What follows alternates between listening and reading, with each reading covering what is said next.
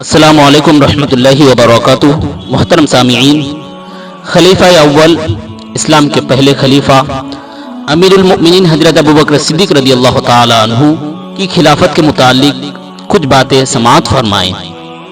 آقا دو جہاں صلی اللہ تعالی علیہ وسلم کی وفات کے بعد یہ سوال پیدا ہوا کہ ان کا نائب اور خلیفہ کس کو مقرر کیا جائے۔ حدیث شریف کی مشہور کتاب بیہقی میں حضرت ابو سعید خدری رضی اللہ تعالی عنہ سے روایت ہے کہ خلافت کے معاملے کو حل کرنے کے لیے صحابہ اکرام رضوان اللہ تعالی علیہم اجمعین حضرت سعد بن عبادہ رضی اللہ تعالی عنہ کے مکان پر جمع ہوئے، جن میں حضرت ابوبکر صدیق، حضرت عمر فاروق اعظم رضی اللہ تعالی عنہما اور دوسرے بہت سے اجلاء صحابہ موجود تھے۔ سب سے پہلے ایک انصاری صحابی کھڑے ہوئے اور انہوں نے لوگوں سے اس طرح خطاب کیا کہ اے مہاجرین، آپ لوگوں کو معلوم ہے کہ جب رسول اللہ صلی اللہ تعالی علیہ وآلہ وسلم آپ حضرات میں سے کسی شخص کو کہیں کا عامل مقرر فرماتے تھے تو انصار میں سے بھی ایک شخص کو اس کے ساتھ کر دیا کرتے تھے، لہٰذا اسی طرح ہم چاہتے ہیں کہ خلافت کے معاملے میں بھی ایک شخص مہاجرین میں سے ہو اور ایک انصاری میں سے ہو۔ پھر ایک دوسرے انصاری کھڑے ہوئے اور انہوں نے بھی اسی قسم کی تقریر فرمائی۔ ان لوگوں کی تقریروں کے بعد حضرت زید بن ثابت رضی اللہ تعالی عنہ کھڑے ہوئے اور انہوں نے فرمایا،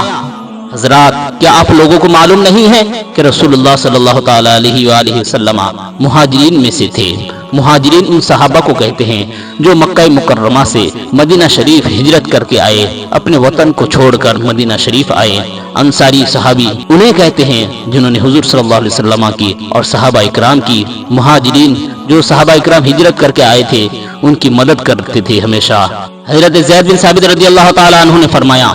کہ ان کا نائب اور خلیفہ بھی مہاجرین میں سے ہوگا، یعنی حضور صلی اللہ علیہ وسلم کا خلیفہ مہاجرین میں سے ہی ہوگا۔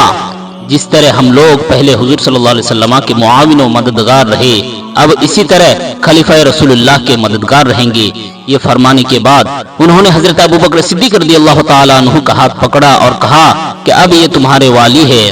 اور پھر حضرت زید بن ثابت رضی اللہ تعالی عنہ نے آپ سے بیعت کی۔ اس کے بعد حضرت عمر رضی اللہ تعالی عنہ نے، پھر تمام انصار و مہاجرین نے آپ سے بیعت کی۔ اس کے بعد حضرت ابوبکر صدیق رضی اللہ تعالی عنہ منبر پر رونق افروز ہوئے اور ایک نگاہ ڈالی تو اس مجمع میں حضرت زبیر رضی اللہ تعالی عنہ کو نہیں پایا۔ فرمایا کہ ان کو بلایا جائے۔ جب حضرت زبیر رضی اللہ تعالی عنہ آئے تو حضرت ابوبکر صدیق رضی اللہ تعالی عنہ نے ان سے فرمایا کہ آپ رسول اللہ صلی اللہ تعالی علیہ وآلہ وسلم کی پھوپھی کے صاحبزادے اور حضور کے خاص صحابیوں میں سے ہیں، مجھے امید ہے کہ آپ مسلمانوں میں اختلاف نہیں پیدا ہونے دیں گے۔ یہ سن کر انہوں نے کہا، اے خلیفہ رسول اللہ، آپ کوئی فکر نہ کریں۔ یہ کہنے کے بعد کھڑے ہوئے اور آپ سے بیعت کر لی۔ پھر حضرت ابوبکر صدیق رضی اللہ تعالی عنہ نے مجمع پر ایک نظر ڈالی تو اس میں حضرت علی رضی اللہ تعالی عنہ موجود نہ تھے۔ فرمایا کہ علی بھی نہیں ہیں، ان کو بھی بلایا جائے۔ جب حضرت علی رضی اللہ تعالی عنہ تشریف لائے تو آپ نے فرمایا، اے ابو طالب کے صاحبزادے، آپ رسول اللہ صلی اللہ تعالی علیہ وآلہ وسلم کے